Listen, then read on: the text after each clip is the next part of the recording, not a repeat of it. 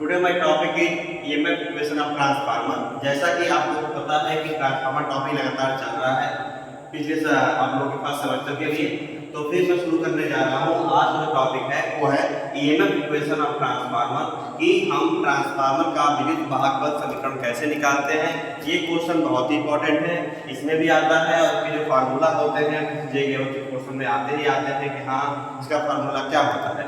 तो जैसा कि हम जानते हैं कि ईएमएफ इक्वेशन ऑफ ट्रांसफार्मर जब हम निकालते हैं तो मेन चीजें क्या क्या चीजें होती है वो कैसे निकालते हैं हम ध्यान देंगे। देखिए हमें निकालना है सबसे पहले ट्रांसफार्मर का फिगर। अब बात आता है कि ट्रांसफार्मर का ईएमएफ इक्वेशन का फिगर इस प्रकार से कैसे हम बनाएंगे। तो थोड़ा सा रफली हम बनाते हैं कि जैसा कि हम जानते हैं कि ट्रांसफार्मर को मैंने जो फिगर बनाया था छोटा सा शॉर्ट बता दूं थोड़ा सा।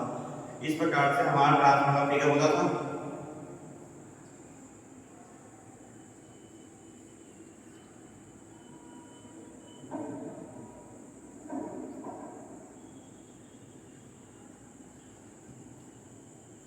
देखिए ये हमारा क्या था ट्रांसफार्मर का फिगर, जिसमें एक प्राइमरी वाइंडिंग था, एक सेकेंडरी वाइंडिंग था, ठीक है, एक हमारा फ्लक्स था और ये हमारा एसी इनपुट था, ये हमारा आउटपुट था, एसी आउटपुट। अब बात ये आता है कि जैसा कि हम जानते हैं, हम एक नए तरीके से समझाना चाह रहे हैं आप लोगों को कि जैसा कि हम जानते हैं कि ट्रांसफार्मर हमारा एसी पे वर्क करता है और डीसी पे नहीं कार्य करता है।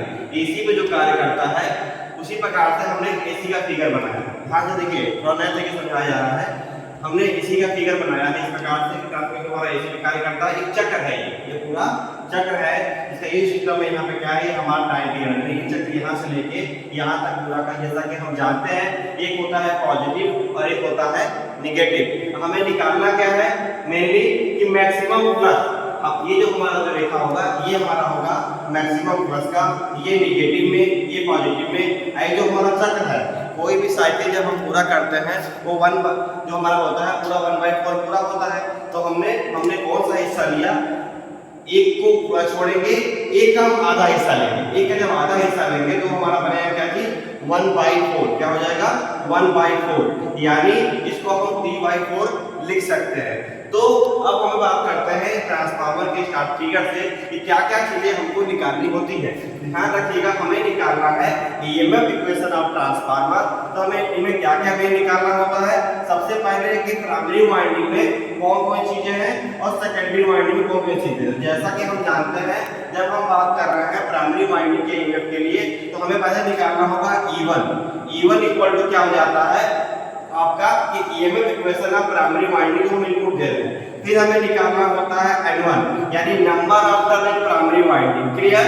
उसके बाद निकालना होता है इसकी फ्रीक्वेंसी, कितनी हमारी फ्रीक्वेंसी यूज हो रही है। फिर हमें निकालना होता है मैक्सिमम फ्लक्स, यानी कि हमारा जो भी हम सप्लाई दिए हम कितना दिए हैं। फिर एक हमारा होता है आयाम यानी एक्सीलरेशन, उसे क्या बोलते हैं आयाम, कितने एंगल पे हमारा पॉजिटिव कितने एंगल पे हमारा नेगेटिव जा रहा है। इसी प्रकार से हमारा E1 N1 F phi m A। फिर इसी का सेम उल्टा कर देंगे, जो हमारा क्या हो जाएगा सेकेंडरी वाइंडिंग में सब कुछ वही रहेगा, बस E1 की जगह पे E2 हो जाएगा, N1 की जगह पे N2 हो जाएगा। क्यों हो जाएगा, क्योंकि हमें एक बार निकालना है प्राइमरी वाइंडिंग का और एक बार निकालना है तो सेकेंडरी वाइंडिंग का। ध्यान से आप लोग देखिए कि जैसे हमने यहाँ पे निकाला नंबर, हमने इसलिए पहले लिख दिया है ताकि वीडियो को छोटा बना सके, इसलिए number of turn in primary winding, इसी प्रकार लिखेंगे number of turn in secondary winding. ठीक है। ईएमएफ इक्वेशन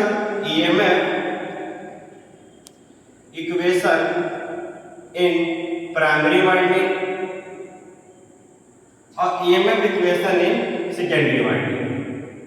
एक बार हम लोग प्राइमरी का हिस्सा लेंगे, एक बार सेकेंडरी का लेंगे, क्योंकि हम पूरे ट्रांसफार्मर का ईएमएफ निकाल रहे हैं। फिर ये होता है आपका एक्सीलरेशन, ये होता है हमारा फ्रीक्वेंसी।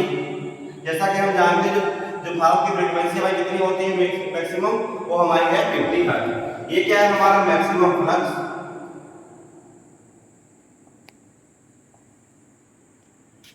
अब बात आती है कि सर यहाँ पे हम मैक्सिमम फ्लक्स क्यों लिखे हुए हैं। तो आप याद रखिए कि ट्रांसफार्मर हमारा 9 वोल्ट का है कि कितने वोल्ट का ये हमें पता नहीं, इसलिए हम लोग क्या लेते हैं कि हम लोग एक मैक्सिमम फ्लक्स लिख करते हैं। जितने भी हम केवीए का ट्रांसफार्मर यूज करेंगे वैसा यूज करेंगे। अब बात आता है सप्लाई का स्टेप। तो सबसे पहले हम शॉर्ट में बताएं कि कि ईएमएफ इक्वेशन ऑफ ट्रांसफार्मर को निकालने के लिए इस फिगर को हम ड्रॉ कर देंगे। इस फिगर को ड्रॉ करने के बाद सेकंड स्टेप में हमारा हम लिख लेंगे कि हमारा N1 क्या है, N2 क्या है, E1 क्या है, E2 क्या है, A क्या है, F क्या है, phi m क्या है। ये लिखने के बाद हम अगला स्टेप को आगे बढ़ेंगे। फिर क्या, जब हम t की बात करेंगे, t मतलब समय, समय का हम क्या है टाइम, तो चक्रवात समय में एक चक्र में लिया गया समय, ये जो समय होता है एक चक्र का, एक साइकिल जो बढ़ रही है। देखिए यहाँ 0 पे स्टार्ट हुआ, यहाँ हाईएस्ट क्या है ये, फिर इक्वल हुआ, उसके बाद ये चला गया माइनस, तो ये चक्र हमारा पॉजिटिव है और ये चक्र हमारा नेगेटिव है।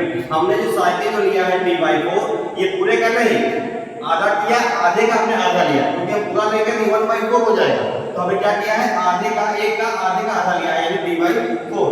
तो अपने क्या करेंगे, चक्रवात से दिया गया समय जो फ्लक्स हमारा होगा वो अपने शून्य मान से अधिक मान तक t/4 चक्रवात के समय पर पहुंचता है, t/4 चक्रवात के समय पहुंचता है, यानी इस एंगल से लेके इस एंगल तक। तो इस समय फ्लक्स परिवर्तन का जो औसत दर होता है वो हमारा होता है phi m/1/4f। तो इसको अगर हम ऊपर ले लेंगे तो क्या हो जाएगा 4f phi m, और ये 4f phi m होगा, इसमें हम इसका जो मात्रक होगा वेबर प्रति सेकंड लिख सकते हैं या वोल्ट लिख सकते हैं। फिर रिपीट कर रहा हूं कि इस समय फ्लक्स परिवर्तन का औसत दर किस समय, जिस समय t/4 जब एक चक्र पूरा करने वाला होगा, कि हमारा एक चक्र पूरा हुआ हाईएस्ट तक, अब हम यहां से नीचे हो रहे हैं, अब यहां से नीचे हो रहे हैं, जो लिया गया समय होगा मैक्सिमम फ्लक्स अपॉन 1/4 होगा।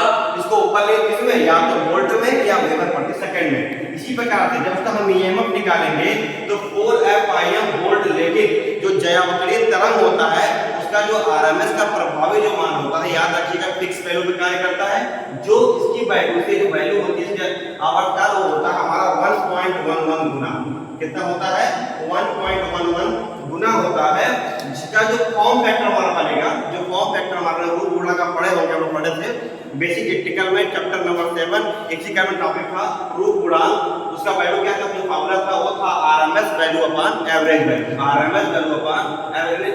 एवरेज वैल्यू को हिंदी में हम बोलते हैं औसत मान, इसको बोलते हैं root mean square value. Clear? तो प्रति टर्म का ईएमएफ जो मान होगा, जब हम जान गए 1.11 गुना है, तो 1.11 गुणे 4 phi f लिखेंगे, इसको जब गुणा करेंगे 4 से तो 4.44f phi m वोल्ट हो जाएगा। अब हमें निकालना क्या था, जब हम ट्रांसफार्मर का फिगर यहाँ बनाए थे इस प्रकार से, तो एक हमारा प्राइमरी वाइंडिंग था और एक हमारा सेकेंडरी वाइंडिंग था। हमें निकालना क्या था, संपूर्ण का, यानी पहले हम क्या लिखेंगे, संपूर्ण प्राथमिक वाइंडिंग में प्रेरित ईएमएफ, क्या निकालेंगे, संपूर्ण प्रेरित प्राइमरी वाइंडिंग में प्रेरित ईएमएफ। जब ईएमएफ निकालेंगे तो क्या हो जाएगा हमारा E1, तो कितना हो जाएगा 4.44 and phi ma। क्यों, हमारे पास अभी याद रख लीजिए, जब हम निकालेंगे तो हमारे पास सारा